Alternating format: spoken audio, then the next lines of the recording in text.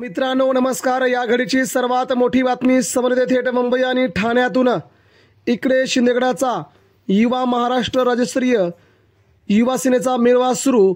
इकडे उद्धव ठाकरेंनी केलंय शिंदेगडाला दिलाय मोठा सुरुंग। युवा सेनेचे अनेक पदाधिकारी उद्धव ठाकरेंच्या शिवसेनेत।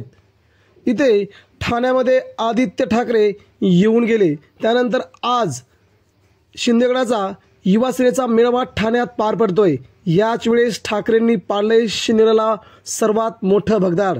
मित्रांनो, उद्धव ठाकरे आदित्य ठाकरे यांची युवामध्ये असलेली क्रेज पाहता सध्या ठाण्यातून आणि मुंबईतून आदित्य ठाकरेंकडे पुन्हा युवा सैनिकांची घरवापसी होताना दिसत आहे। याचवेळी आदित्य ठाकरे सध्या ठाण्यामध्ये पिंजून काढण्यास यशस्वी झाले आहेत आणि आज ठाण्यातील जवळजवळ 2 ते 2.5 युवा सैनिकांनी उद्धव ठाकरे आदित्य ठाकरे यांच्या उपस्थितीत युवा सेनेत शिवसेनेत प्रवेश करण्याचं ठरवलं आहे। यामुळे मुंबई देखील अशाच प्रकारचा भव्य प्रवेश सोहळा आज पार पडणार आहे। इकडे युवा सेनेचा जल्लोष कार्यक्रम ठाण्यात सुरू असताना आदित्य ठाकरेंनी शिंदेगडाला हे भगदाड पाडल्याने सध्या सगळीकडे चर्चा सुरू झाली आहे।